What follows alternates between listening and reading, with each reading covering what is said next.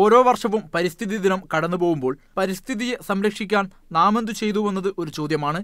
എന്നാൽ ഇക്കഴിഞ്ഞ പരിസ്ഥിതി ദിനത്തിൽ അബുദാബി എൻവയോൺമെന്റ് അതോറിറ്റിയുടെ അവാർഡ് കരസ്ഥമാക്കിയ അഫ്രീന എന്ന കൂട്ടുകാരി മലയാളികൾക്ക് തന്നെ അഭിമാനമാവുകയാണ്. UAE KG മുതൽ കോളേജ് തലം വരെയുള്ള 2000-ലധികം വിദ്യാർത്ഥികൾ പങ്കെടുത്ത പരിസ്ഥിതി സംബന്ധ കഥാരചനയിലാണ് അഫ്രീൻ അഷ്റഫ് 3ാം സ്ഥാനത്തെത്തി അവാർഡ് കരസ്ഥമാക്കിയിരിക്കുന്നത്. ഈ വർഷത്തെ പരിസ്ഥിതി ദിനത്തോടനുബന്ധിച്ച് നടത്തിയ മത്സരത്തിന്റെ പ്രമേയം ഭക്ഷണം നശിപ്പിക്കുന്നതിനെതിരെയുള്ള ബോധവൽക്കരണമായിരുന്നു. ഇതിലാണ് മലയാളിയും 6ാം ക്ലാസ് വിദ്യാർത്ഥിനിയുമായ അഫ്രീന ശ്രദ്ധേയമായ നേട്ടം കൈവരിച്ചത്. Story is about two boys named Khalid and Walid. They were so curious to know about whatever they saw, and they wanted to know more and more about it. Once, while they were returning from school, they saw some children who were malnourished, and they were fighting over a piece of bread.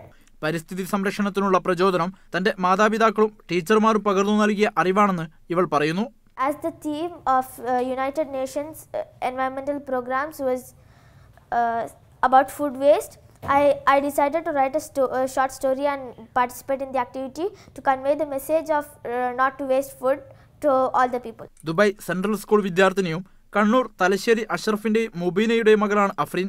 പുതിയ തലമുറയെ ഭാവിയിലെ പരിസ്ഥിതി അംബാസിഡർമാരാക്കൂ എന്ന ലക്ഷ്യത്തോടെയാണ് Abu Dhabi environment agency പരിസ്ഥിതി മത്സരം സംഘടിപ്പിക്കുന്നത്. പരിസ്ഥിതിയില്ലെങ്കിൽ നാമില്ലെന്ന സന്ദേശം എല്ലാവർക്കും ഒരു പാഠമാണ്. Haris Arikkulam, media 1, Dubai.